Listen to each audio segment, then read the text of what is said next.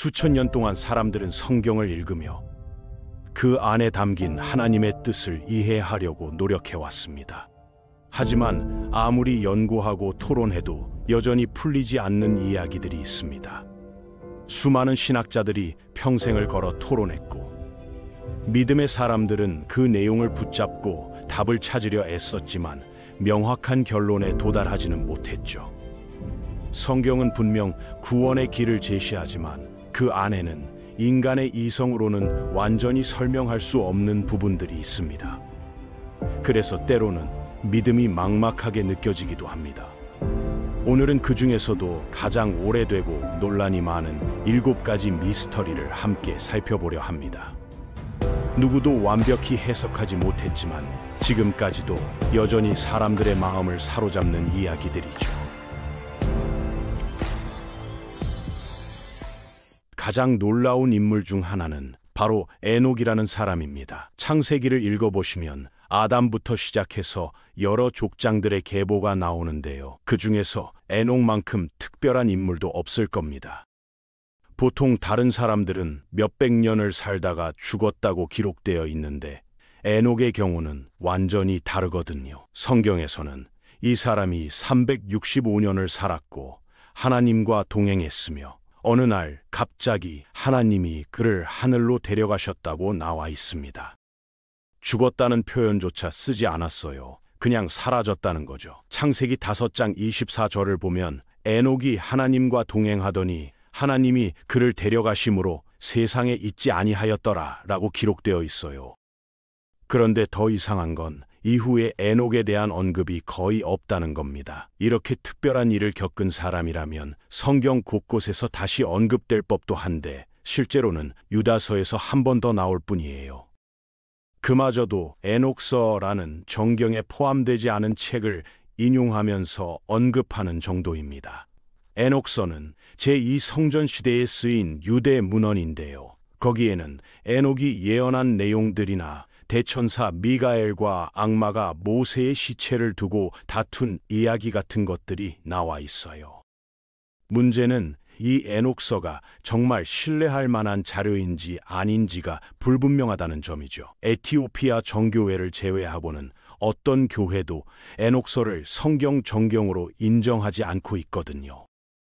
그렇다면 유다가 왜 이런 책을 인용했을까요? 정말로 그 내용이 사실이라고 믿었던 걸까요? 아니면 단순히 문학적 표현으로 사용한 걸까요? 이런 질문들에 대해서는 아직도 명확한 답이 없습니다. 결국 에녹이라는 인물과 그에 관련된 여러 기록들은 여전히 수수께끼로 남아있는 거죠. 히브리서 11장에서는 에녹을 믿음의 사람으로 언급하면서 믿음으로 에녹은 죽음을 보지 않고 옮겨졌으니 라고 기록하고 있어요. 하지만 이런 기록만으로는 에녹의 현재 상태나 위치에 대해서는 알 수가 없습니다. 그는 지금 어디에 있을까요? 천국에 있는 걸까요? 아니면 다른 어떤 장소에서 하나님과 함께 살고 있는 걸까요? 두 번째 미스터리는 네피림이라고 불리는 존재들에 관한 것입니다. 창세기를 보면 노아의 홍수 이야기가 나오기 직전에 아주 짧지만 의미심장한 구절이 하나 있어요. 하나님의 아들들이 사람의 딸들을 보고 그들 중 아름다운 자들을 골라 아내로 삼았더니 그때에 땅에 네피림이 있었다는 내용이거든요. 그런데 이 하나님의 아들들이 도대체 누구를 가리키는 것인지에 대해서는 학자들 사이에 완전히 다른 견해들이 존재합니다. 성 아우구스티누스를 비롯한 많은 전통적인 신학자들은 이를 상징적으로 해석해왔어요. 하나님의 아들들은 경건한 셋의 후손들을 의미하고 사람의 딸들은 악한 가인의 후손들을 가리킨다는 해석이죠. 이런 관점에서 보면 네피림은 선악이 뒤섞이면서 생긴 타락한 세대를 상징하는 것이고, 그래서 결국 하나님이 홍수로 세상을 심판하게 되었다는 거예요. 이 해석은 언약 신학과도 잘 들어맞고 하나님의 도성과 인간의 도성이 대립한다는 아우구스티누스의 신학 체계와도 일치하죠. 하지만 에녹서와 같은 제2성전 시대 문헌들, 그리고 현대의 몇몇 학자들은 완전히 다른 해석을 제시합니다. 하나님의 아들들이 실제로는 천사적 존재들, 특히 타락한 천사들을 가리킨다는 것이에요. 그렇다면 네피림은 천사와 인간 사이에서 태어난 혼혈 존재들이 되는 거죠. 어떤 사람들은 이들이 거인족이었다고 생각하기도 해요. 실제로 고대 여러 문명의 신화에서는 거인들에 대한 이야기가 자주 등장하거든요. 이런 해석을 받아들인다면 당시 지구상에 정말 초자연적인 존재들이 살고 있었다는 얘기가 됩니다. 더 흥미로운 점은 네피림이 홍수 이후에도 다시 등장한다는 사실이에요. 민수기 13장을 보면 가나안 땅을 정탐한 스파이들이 네피림을 보았다고 보고하거든요. 그렇다면 홍수로 모든 것이 멸절되었는데 어떻게 네피림이 다시 나타날 수 있었을까요? 노아의 가족 외에는 모든 생명체가 죽었다고 성경에 기록되어 있는데 말이에요. 이런 모순을 해결하기 위해 여러 가지 가설들이 제시되고 있어요. 어떤 사람들은 홍수 이후에 다시 천사와 인간의 결합이 일어났다고 생각하고, 다른 사람들은 네피림의 유전자가 노아의 아들들이나 며느리들을 통해 전해졌다고 주장하기도 해요. 하지만 이런 가설들은 모두 추측에 불과하죠. 세 번째로 흥미로운 인물로는 멜기세덱이 있습니다. 아브라함이 등장하는 창세기 이야기 중에서 이 사람만큼 신비한 인물도 드물 거예요. 성경에서는 그를 지극히 높으신 하나님의 제사장이라고 소개하면서 아브라함을 축복하는 모습을 보여주죠. 그런데 히브리서를 보면 더욱 놀라운 표현이 나와 있어요. 멜기세덱은 아버지도 없고 어머니도 없으며 계보도 없고 시작하는 날도 없고 생명의 끝도 없다고 했거든요. 누군가를 이렇게 영원한 존재로 묘사한다는 것은 기독교 신학에서는 곧 그가 하나님이라는 뜻이나 다름없습니다. 그렇다면 멜기세덱의 정체는 무엇일까요? 몇 가지 가능성이 있어요. 첫 번째는 이분이 그리스도의 현현, 즉 구약 시대에 나타나신 예수님이라는 해석입니다. 구약 곳곳에는 여호와의 사자로 불리는 존재가 등장하는데요. 대부분의 기독교 신학자들은 이런 존재들을 성육신 이전의 예수님으로 봅니다. 여호수아를 도운 천사나 다니엘과 함께 풀무불 속에 나타난 네 번째 인물 같은 경우 말이죠. 멜기세덱도 이런 경우 중 하나일 수 있다는 거예요. 실제로 초기 교부들 중에는 이런 견해를 가진 사람들이 많았어요. 하지만 다른 해석도 있습니다. 멜기세덱이라는 이름 자체가 하나의 직분이나 역할을 나타내는 것이고 실제 인물은 따로 있다는 견해죠. 이 관점에서는 멜기세덱의 제사장직이 예수님의 제사장직을 미리 보여주는 예표 역할을 했다고 봅니다.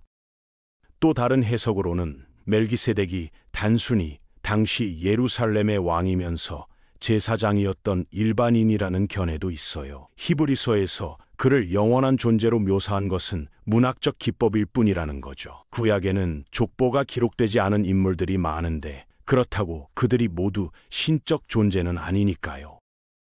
어쨌든 이 문제에 대해서는 고전적인 신앙 고백서들조차 명확한 입장을 제시하지 않고 있어요. 그만큼 어려운 주제라는 뜻이겠죠. 중요한 건 멜기세덱이 누구든지 간에 그의 제사장직이 예수님의 영원한 제사장직을 미리 보여주는 역할을 했다는 점이에요. 네 번째 미스터리는 욥이라는 인물과 관련되어 있습니다. 욥기는 지혜 문학으로 분류되는 책인데요. 이 책의 주인공 욥에 대해서는 여러 가지 의문점들이 있어요. 먼저 욥기가 언제 쓰여진 것인지부터가 불분명합니다. 많은 주일 학교에서는 욥기가 성경에서 가장 오래된 책이라고 가르치곤 하는데 실제로는 그렇지 않을 가능성이 높거든요. 대부분의 학자들은 욥기가 이사야서와 비슷한 시기나 그보다 늦은 시대에 기록되었다고 봅니다. 욥기의 히브리어는 매우 정교하고 철학적이어서 히브리어가 고도로 발달한 시기에 쓰여진 것으로 보이거든요. 만약 정말로 모세 시대나 그보다 이른 시기에 쓰여진 책이라면 언어적 특징이 달라야 할 텐데 말이에요.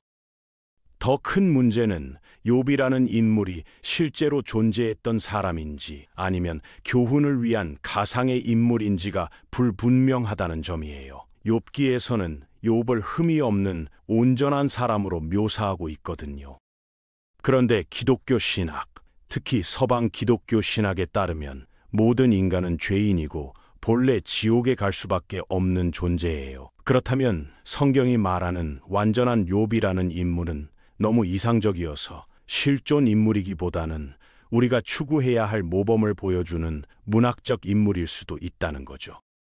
게다가 욥은 다른 구약 인물들과 달리 이스라엘 민족과의 연결고리가 명확하지 않아요. 보통 성경의 주요 인물들은 족보나 가계도를 통해 서로 연결되어 있는데 욥만은 그런 연결점이 없거든요. 욥이 살았다는 우스 땅의 위치조차 정확히 알 수 없어요.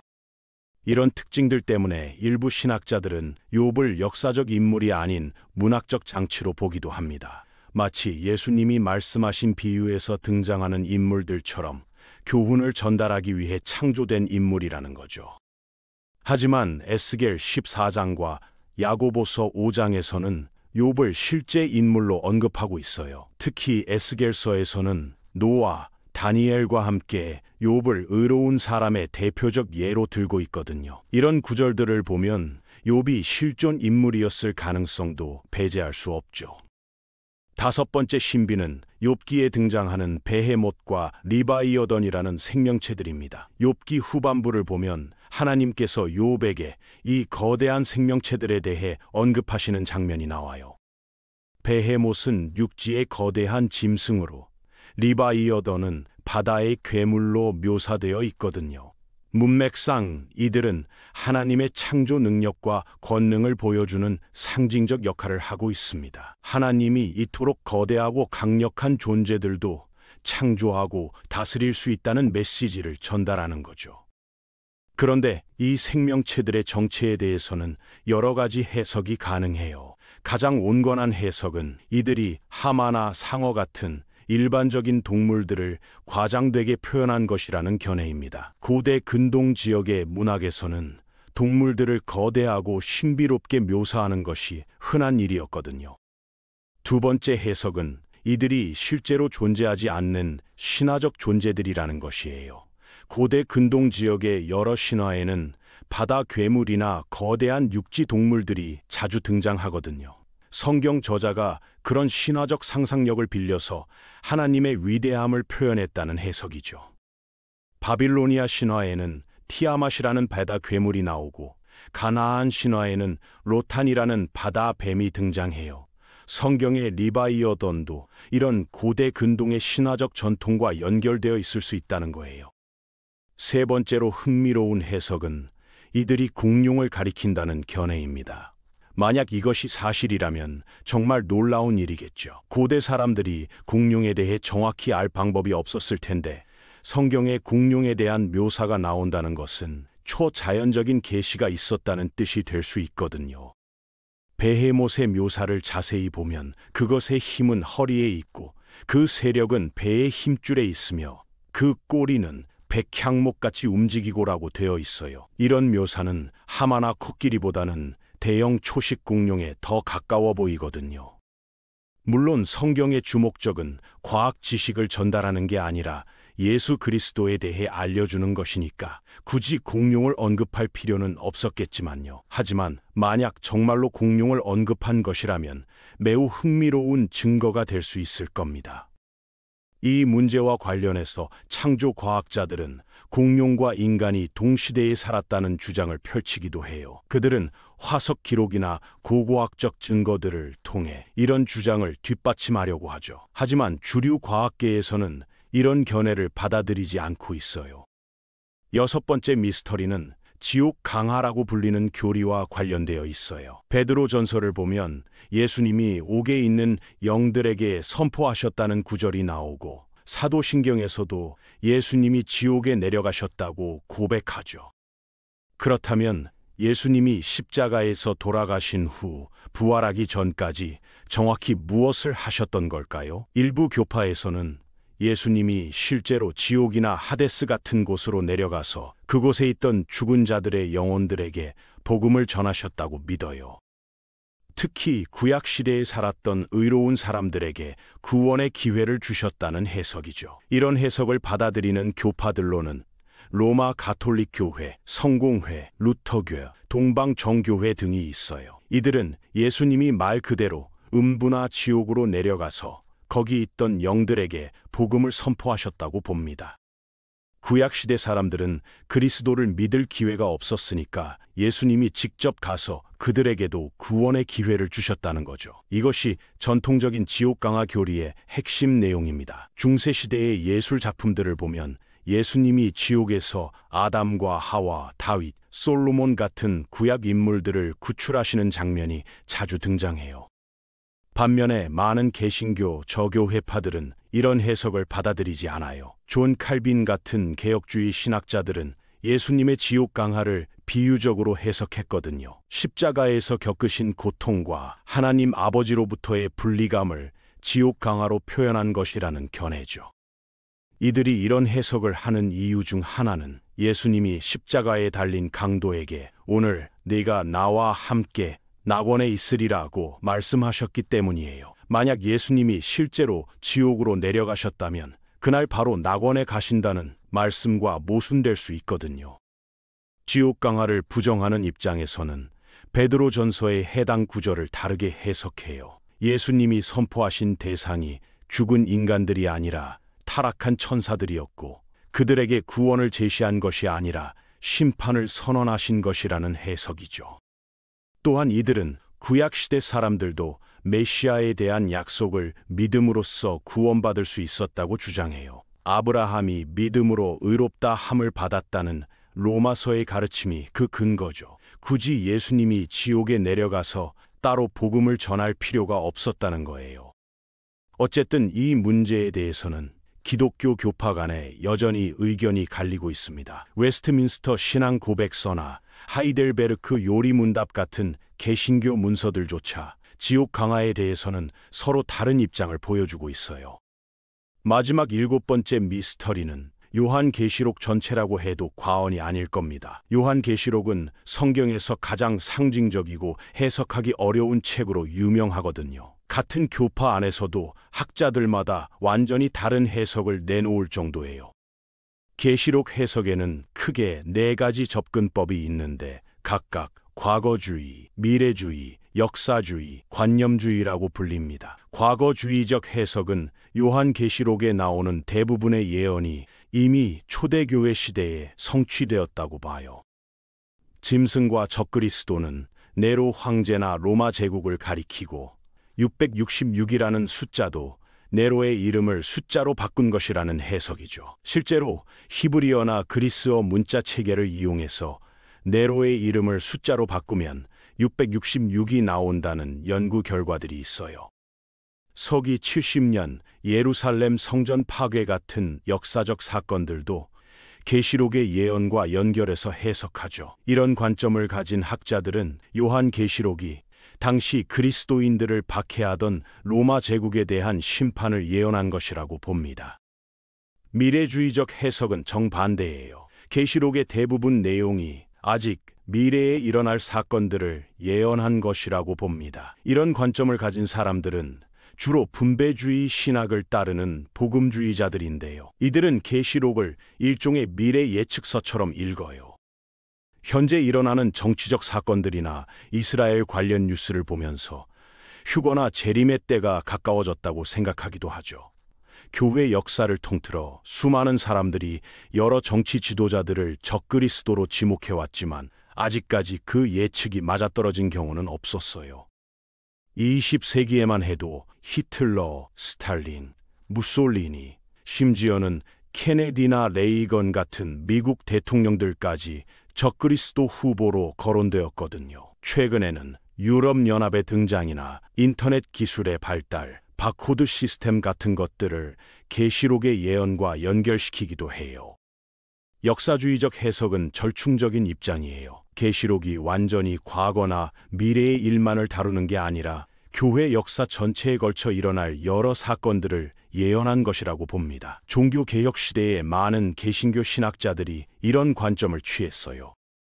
그들은 계시록에서 이슬람교의 등장이나 교황제도 같은 것들을 찾아냈죠. 교황을 적그리스도로 보는 견해도 이런 해석에서 나온 거예요. 마르틴 루터나 존 칼빈도 교황제도를 적그리스도의 제도로 보았거든요.